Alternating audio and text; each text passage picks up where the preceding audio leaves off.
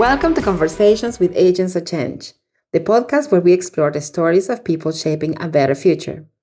I'm your host, Izy Boyd, and today's episode is a special one because this summer I had the privilege of being at the 15-year anniversary of one of Northern Ireland's most beloved festivals, Stendhal. And for the very first time, we brought Stage the Change to the festival, giving audiences a space. Seeing people engage, open up, and connect in that setting, it reminded me why we do this work as agents of change. And what struck me, beyond the music, the laughter, the families, the art, and the wild moments of pure festival joy, was the deeper story behind this space. Because Stendhal didn't just appear.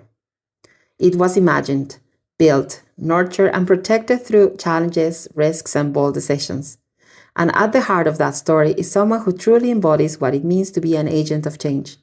Ross Parkhill, the co-founder and director of Stendhal Festival, didn't just create a festival. He created a cultural ecosystem, a platform for emerging artists, a space where families feel safe, a community that comes alive, a beacon of creativity in Northern Ireland. Ross is an agent of change because he used creativity to transform a landscape, not just physically, but socially and culturally. He believed in bringing art into a rural setting. He championed local talent long before it was fashionable. He persisted, year after year, through storms, literal and metaphorical, to build an event that uplifts the region and inspires thousands. So today, we get to hear the story behind the stages, the feels, the lights, and the magic. Ross, welcome to Conversations with Agents of Change. I'm so happy to have you here. Thank you, and thanks for such a lovely introduction. Ross, the idea of Stendhal started long before the stages and the crowds. Take us back to that moment. What inspired you to bring a festival to this part of Northern Ireland? And what change were you hoping to create?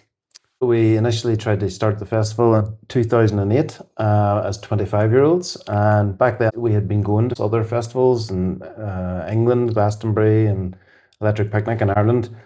And we just always joked in the campsite, so it'd be great to do this in Limavady and Northern Ireland, where we thought there was sort of a gap for it. So that was kind of the driver at the very start. We didn't manage to get that festival going. Despite a few months' work, we cancelled 17 days before it was due to take place.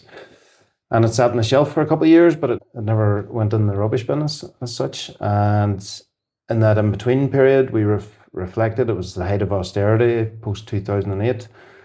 And we just seen arts therapy getting cut in schools and all these measures. And we truly believed in the possibilities of creativity and joy, and bringing that to the region is what we wanted to do. That sounds awesome and very inspiring. Did you see a gap in culture or community at the time? We've seen a gap in Northern Ireland for a festival.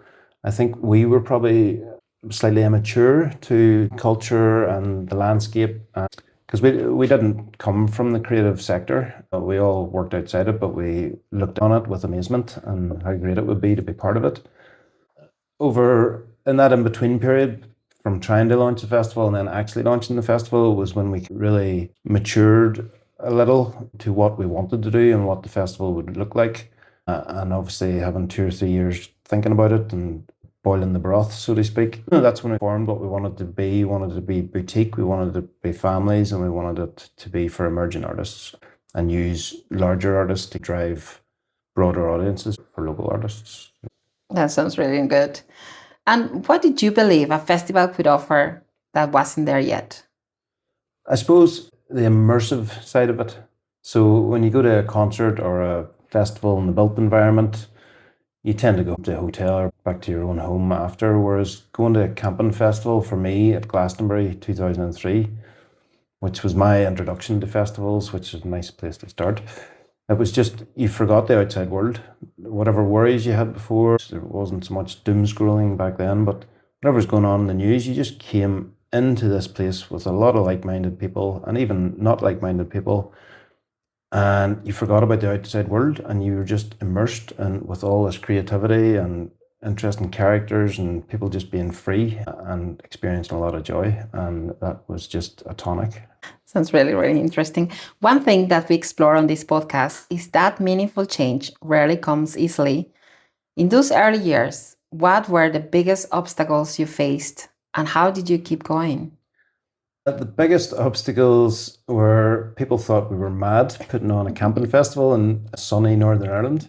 And especially we'd never put on a music night in a bar. So we'd no experience of promoting or running events. I mean, I would always have done the barbecuing at school get-togethers in the summers and stuff like that, but we had no experience. So there was quite a lot of negative, I suppose, understandably. So it was just determination and passion. I was at the time in that in-between period working in local government policy. To be quite frank, it was quite a mind-numbing role that I was in, and I didn't see that as my future. And the festival idea sat on the shelf, and I just got to a moment where I knew this is what I wanted to do. So for all the no's I got, I went and found yeses and knocked doors and thankfully convinced some people that it was, and they agreed. And we gave it a go, and somehow we're still here 15 years later. And really working towards the 16th. Yeah. So tell me, who were the people who helped you turn this from vision to reality? The festival was started solely by family and friends and their belief and throwing in £500 towards it and just supporting the vision and jumping on board. I mean, for the first 6 years of the festival, everybody was entirely voluntary. So at that time, in the 6th year, we were running a £250,000, £300,000 event and nobody got a penny out of it. You know, I moved back from London for the second one, doing bar jobs, and just getting by to allow us to put the festival on. So it was just a large team of friends and family and people buying in, and it just became a really lovely social. We were all driving towards this co-created vision. I had the initial vision of doing it, but there were so many contributors, and it's just grown from that.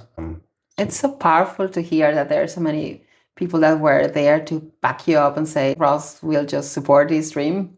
Yeah, and looking back on it and reflecting that quite often, I have so much gratitude for a few key individuals within that were really, really positive about it and give it a go and why not, and it was those people that definitely spurred it on. Without those people and their energy, alongside myself and John and Colin's energy as well, it wouldn't have happened.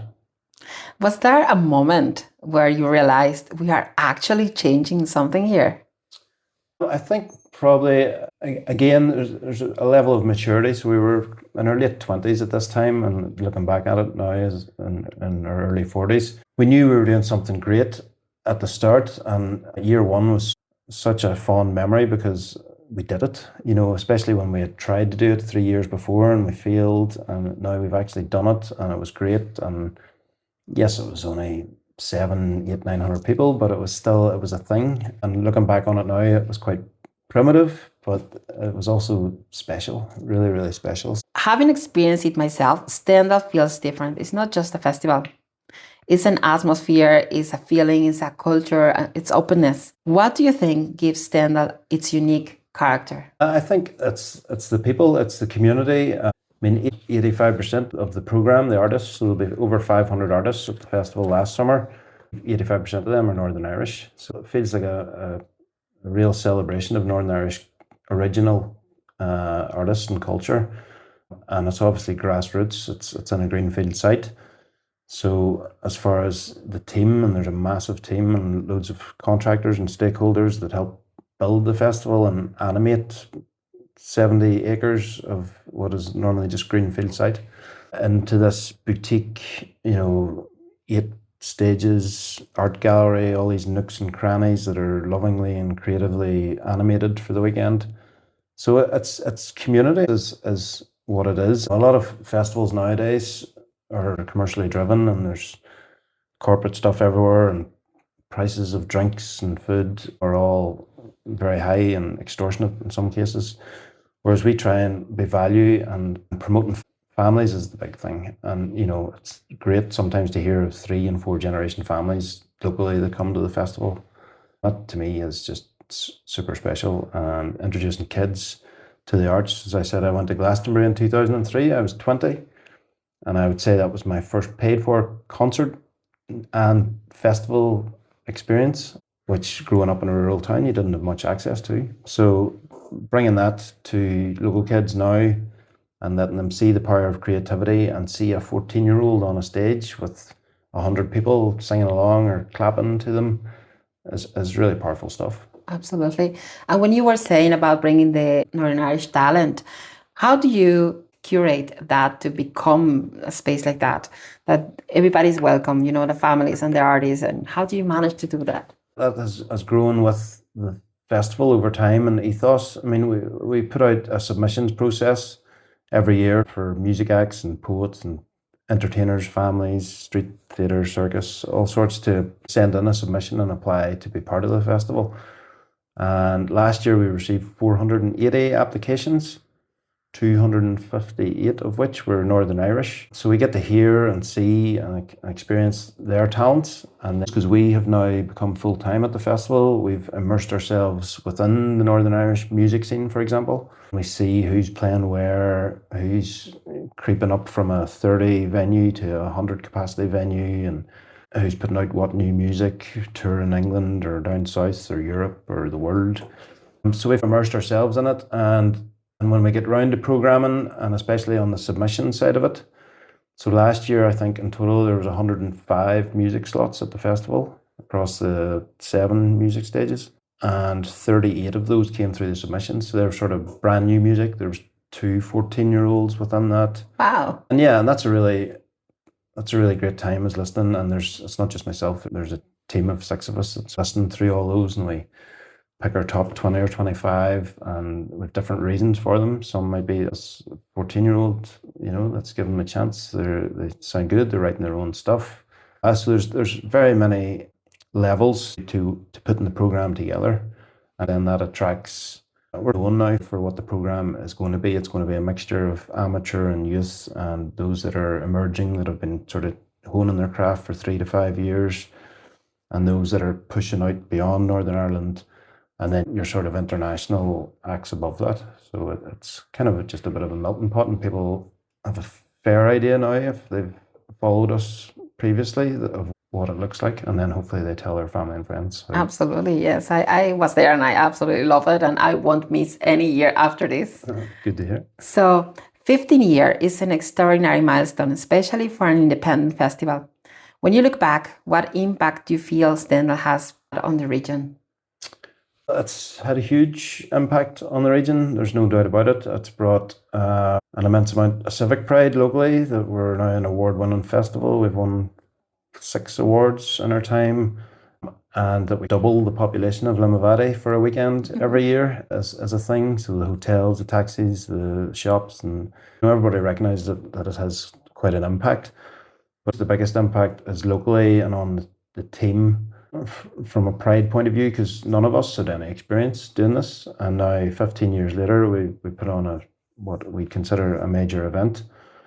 We've all played our part, we've all contributed to that, and we've all learnt, and we've all now got the skills to go and work on any event anywhere. Yeah. I also think that what you're doing here is inspiring artists to want to come and show their talent. It is now a national platform, and we're considered by the tourism board as an international event, which is great, and that does give even the number of people applying to play.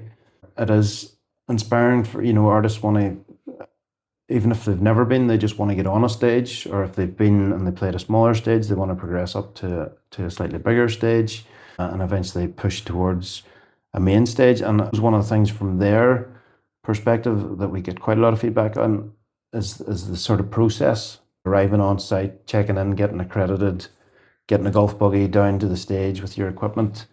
That's, until you do that as an artist, you haven't had that experience and how it sort of works at a multi-venue event. And even bigger artists come to Stendhal and say, oh, we were at Glastonbury last week and this is much smoother and much better. Obviously we're nano compared to the size of Glastonbury, but yeah, it's really great to hear all that. And on an economic point of view, things always tend to come back to numbers. We forecast that the festival is probably worth about 3 million now in total economic impact. It's nearly £1 million event in its own right. And then obviously 10,000 people and the expenditure around that. So yeah, we're very proud of of the impact it's had, and hopefully we've only scratched the surface, and there's much more to do. We started a children's festival in 2018 for local school children, Key Stage 2, P6, P7, and that's such a joyful event. Kids, it's amazing, and it's feeding into that component that's part of our founding principles, is introducing kids to the arts and high quality art that rural children don't necessarily get versus their urban counterparts. That aspiration factor as well, that you can be a superstar if you want to. You just need to believe in yourself and obviously work for it and place yourself where you need to be. So that's really great to encourage children to believe that they can. Ross, something we highlight in this podcast is that agents of change aren't always activists or innovators in the traditional sense. Sometimes they're people who quietly transform their communities by creating spaces where people can grow, connect, and heal. You've done all that through Stendhal, year after year, and that's the reason why your story belongs here. So this year, I had the honor to bring Stage to Change to Stendhal. From your perspective, what felt meaningful about that collaboration? So much felt meaningful about it, because it was a year one thing. Obviously, we have a history with Andrew, a firm believer in what Andrew's doing and standing for, and the change, the people around Andrew. So I suppose that brought a whole new dynamic. Years ago, we had a space at the festival called the Ballymully Centre for Logic, Rhyme and Reason. Oh, wow. And it was about talks and the environment and people expressing opinions and debating and stuff, and it was just a lovely space, and to be able to bring something like that back, but with experts in change and innovation, was brilliant. And the speakers and the program put together and the different type of speakers that were part of the program, I just thought it was a great space and something to build on. Yeah, absolutely. We have people from different backgrounds and different ways of life. We have people from communities and grassroots to people that are more academics. It was a very, very good first opportunity. So did the reflective, well-being focused conversation still felt aligned to Stendhal ethos? 100%. And I think that's, again, something that we can only grow on, because when people go, everybody's so conscious now of the environment, and it can feel quite overwhelming day-to-day life. But when you're in a field and you're escaped and you're in that immersion, listening to people that are experts in our field and their field, that's when the inspiring stuff really happens, and people can become more ingrained.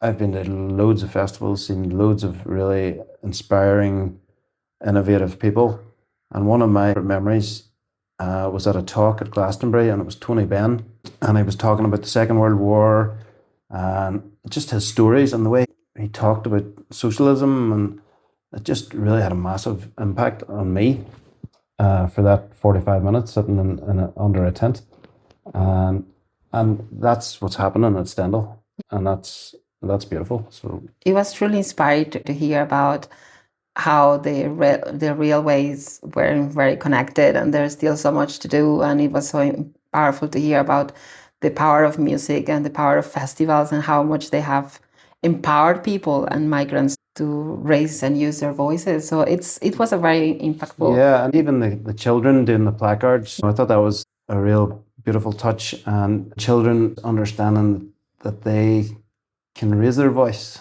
Not to put you on the spot, but we'll be able to be there next time. Oh, of course.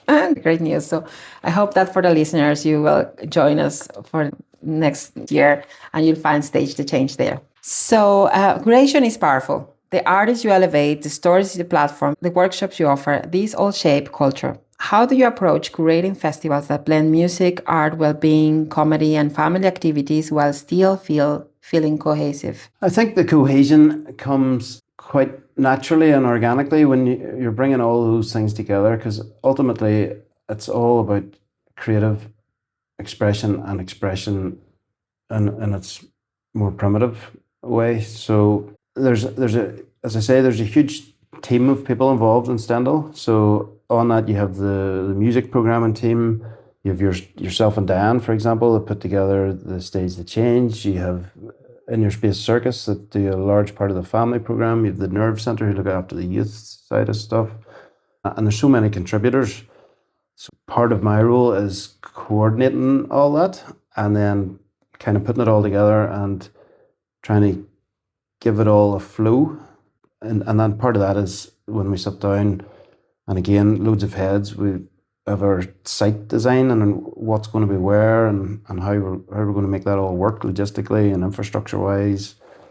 Speaking of which, how do you manage all that logistics of having this festival in a farm in Northern Ireland? Yeah, I suppose a $64 million question, but I suppose after 15 years, we add wee bits every year. So there's a core footprint of pathways and areas and stages. So we just try and reimagine things based on how the last year went. And such a great team of people in all aspects, from our own internal team, but also all the contractors that come in, building the tents, the bigger tents, the stages, and the concessions, and the security and the medical and all those logistics. If we were to look at it now, back in year one, and we tried to put on a 10,000 people festival, it would be madness. But we've walked, and then we've crawled, and then we've walked to this point. So for somebody that hasn't done it yet, it would seem very overwhelming. Yeah. But for us, we've very gradually got to that point with our grit and determination. And I'm sure all the teams and the collaborators feel so proud of seeing how Stendhal has grown and has evolved all these 3 years. So kudos to you all guys that have been working so hard to make this festival so impactful for families and, well, for community. Yeah. And tell me something, has the festival ever changed someone's career? I think it's changed quite a lot of careers. We've had, ourselves, for one, I was working in policy and now I'm a festival director, but loads of people have, it's affected loads of artists' careers positively. Not just Stendhal, but being part of that ecosystem and being perhaps a leader within that ecosystem.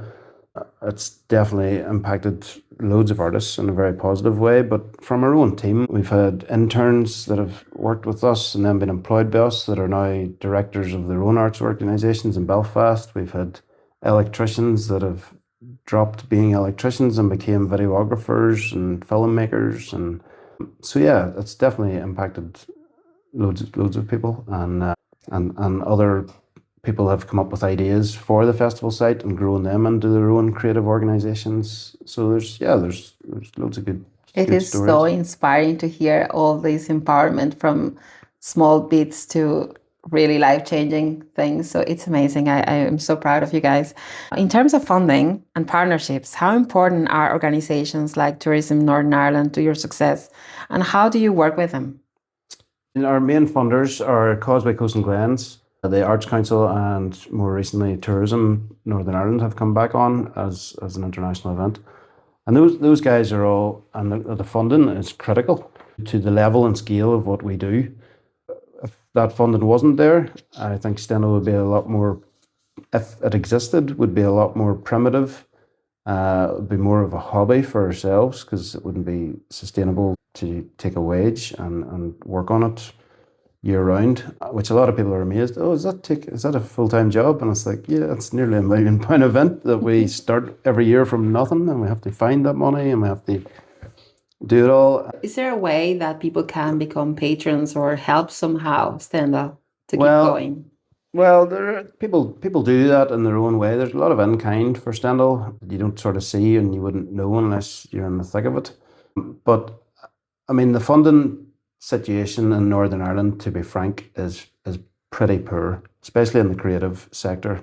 The spend per head of capita is way below all our English, Scottish, Welsh and Irish neighbours. So that's part of the main battle outside of the fields, is lobbying for the creative sector to be valued by our government and for the resource to equal that of other sectors. So that's something that's ongoing continually. The grassroots venues, festivals are dying because of that lack of value placed on them, but also because of external commercial forces and the power and control that they have over the live entertainment creative and cultural sectors. So there's a lot of work going on at the minute around that and how we can best look forward to protect and conserve and even develop the grassroots scene. But it is certainly at a pretty critical point at the minute, I would say, certainly within Northern Ireland. Absolutely, sounds critical, and I am glad to hear that there's lots of people working towards that, and we will be probably having another conversation of that eventually. Just a bit of an exclusive for the podcast is that Stendhal is about to apply for charitable status.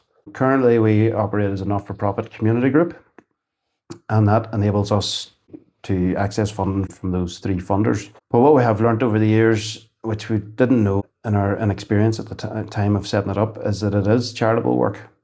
The grassroots is not supported at all. It's from a government point of view, and we are hoping to make the transition to becoming a charity so that we can access more funding via grants and foundations. We can look at gift aid. We can look at cultural tax exemption on our ticket sales and stuff. So just to make the whole thing more sustainable, because the reality is that it's not sustainable. Yeah. It's hard. It's, as I say, we start every year from nothing. We've never had any reserves or money left over. So that's how the future is hopefully going to look. And that's quite exciting. Absolutely. We would like to hear all about it so we can share with our listeners how we can support Stendhal. Because as a parent, I would love to see this continuing and hopefully to see my now children keep going when they're teenagers, and why not bring their own children when they are parents. Yeah, that's what it's all about. Exactly. You can feel the love and commitment of your volunteers and local community. How essential are they to Stendhal's identity? Fundamental to our identity. The event has been built by, there's three months of the year that there's 50, 60 people, evenings, weekends, up at the farm, painting fences, crocheting, doing all manner of things, all working towards this one weekend, welcoming thousands of people for hopefully their most joyful weekend of the year.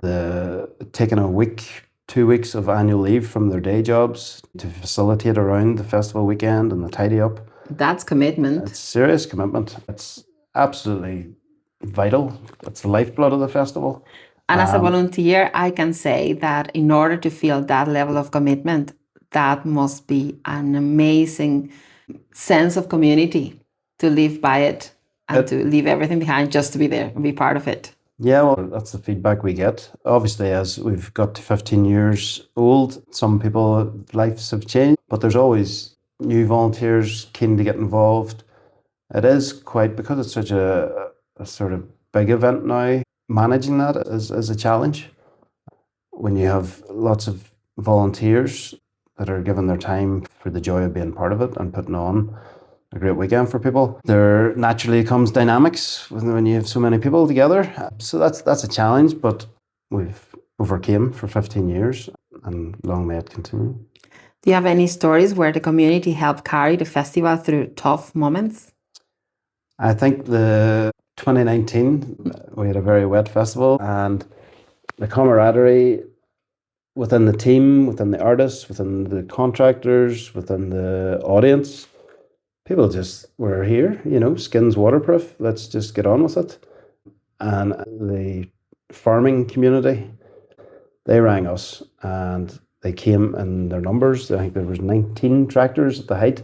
Wow. Pulling 95% of vehicles had to get pulled out of the fields because it was so wet. I always wish we had a GoPro somewhere really high in the field with all the tractors and their lights and all the moving about. So that was, whilst it was a really hard year, and the tidy up of the festival was something I hope never to experience again, but the level of community and people sucking it up and getting on with to keep the thing going, it was quite heartwarming. So, that's lovely to hear. I felt goosebumps. Looking ahead to the next decade, what change do you want Stendhal to inspire? What's your long-term vision? We've done our best, but we haven't had much budget to work with. When you look at other festivals, which are probably commercially based, and they have big, large animations, and so having a bit of money in the reserve to drive forward innovative ideas that are a bit of a spectacle. It would be a great place to be in a decade, but also in that context and our role as a in lobbying government for that value piece is that at that point the arts is valued. So, for example, in Southern Ireland now, artists get a living wage, which is an incredible initiative. Things like that would make the whole sector and the grassroots ecosystem stronger would only place Stendhal as a leader within that as stronger and drive our impact. So the next decade is A, that we're still here, B, that we're here stronger and mightier than ever and giving people an even better experience, and C, that we're working within a real strong, creative, national valued sector. I think that last part is very important because it has been this lack of feeling worth or being valued for what you're doing. Like arts have always been left to the very side when in reality they can be the ignition part to creativity, to logic, to discovery, to science, to technology. Art is a very important that is within us from childhood to our old age. So it has to be somehow valued and recognized that people deserve to be earning a life while exploring those areas. 100%. That's the fabric of culture, really. As creative output is certainly very up there. I often pitch the arts alongside sport.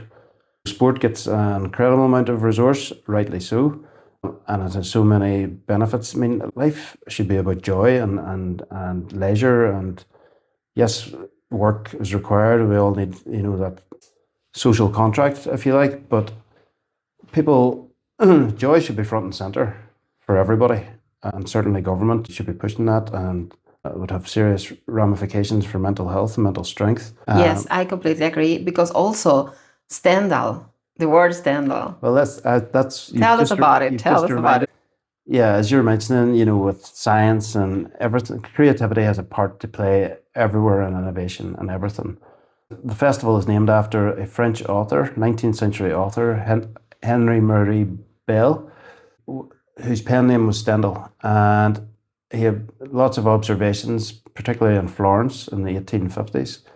And in the 1970s, an Italian psychiatrist coined Stendhal syndrome.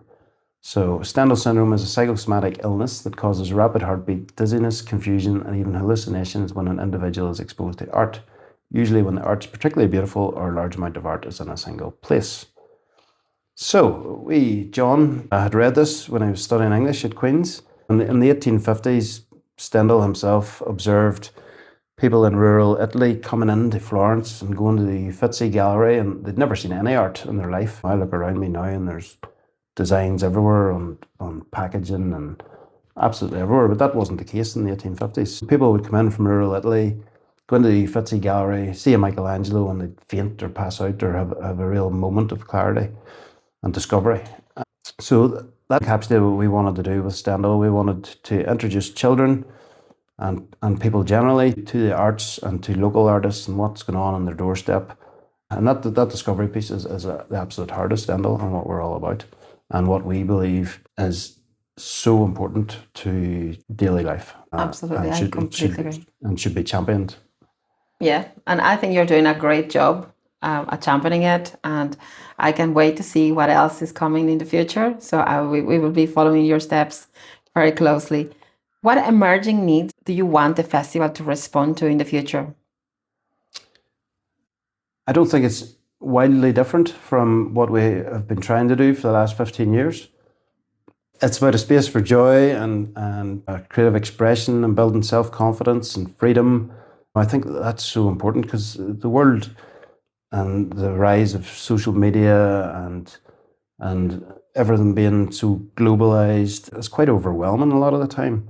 So to be able to go to a field similar to 2003, before all that social media was so prolific, but just that escape and giving people just a joyful weekend with friends and family, discovering new arts, new things, something old, something borrowed, something blue, that ignites something in them, maybe from their childhood and as far as arts and creativity goes and taking something up again, or even just sitting back and enjoying and listening to a talk and getting inspired to join a movement or put their energy behind something positive. That's really powerful. These are a few personal ones before we close. Okay. So what's your favorite Stendhal moment across the 15 years? That's a good question. Favorite Stendhal moment. I mean, after year one, listening to the headline act and having a beer, and it actually haven't happened, given that it's got to be up there. But I think it's tough. Either that or 2021, Stendhal, with very little money and resource, led the way back out of COVID for live music with audiences. And in 2021, we put on 2 camping festivals, July and August, both of which respectively were the largest camping events on the island of Ireland for that year.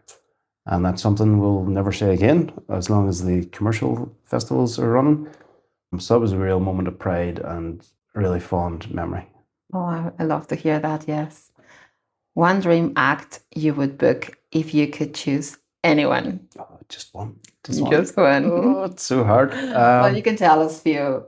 I think, well, for me, Radiohead were like, when I went to Glastonbury in 2003, they were headlining, and Karma Police. I didn't really know Radiohead. I wasn't that into music before I went to Glastonbury, but the Karma Police performance was just, I had my Stendhal syndrome moment, I think, at Karma Police, and the main space at the festival is called Karma Valley, which is homage to that. So I'm probably going to have to go with Radiohead, but R.E.M. would be pretty good as well. Yeah, why not? What helps you to stay grounded when the pressure builds? Walking is a big thing for me, and the steam room and sauna, where I just completely escape the phones and everything and just be able to reflect. But certainly the walking and around festival time, most evenings, 12, 14-hour days, most evenings at the very end of the day, I will be walking at the beach or walking around the fields just to kind of slow down, reflect on the day and what needs done tomorrow. I think it's very powerful. And I think we forget that something as simple as just slowing down can bring so much peace. Yeah. What's one thing about running a festival that people would never expect? The obvious one would be the costs of putting it all together and the pressure around that. The thing, a lot of people, I now have like an annual cycle because I've been doing this for 15 years. So I always say from January to August is like the love phase. So as soon as January comes, it's like 5, 6, 7 days a week, right up to July, and everything's all festival.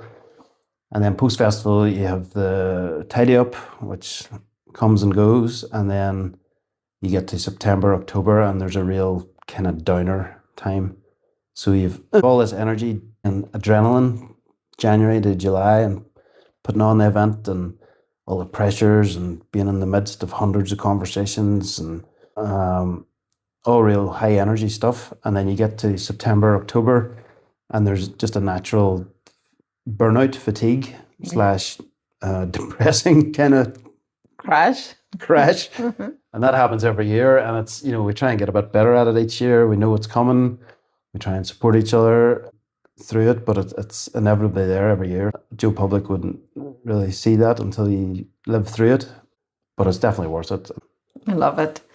Ross, thank you so much for sharing your journey today, and thank you for being an agent of change, not through speeches or slogans, but through action, creativity, and courage. You built more than a festival.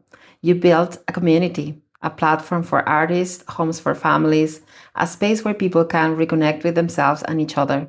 And having been part of Stendhal's 15-year celebration this summer, I witnessed firsthand how powerful that impact is. To everyone listening, if you haven't been to Stendhal Festival yet, make it a priority. Next one is on Thursday, July the 2nd to Saturday, July the 4th on 2026. There is something incredibly healing and hopeful happening in those fields. You can learn more at stendhalfestival.com and follow all their updates online. Thank you for joining another episode of Conversations with Agents of Change. If you enjoyed this conversation, please share it. Pass it on to someone who might need a spark of inspiration today. Until next time, keep creating change, one conversation at a time. This podcast is produced by the Change Impact Group.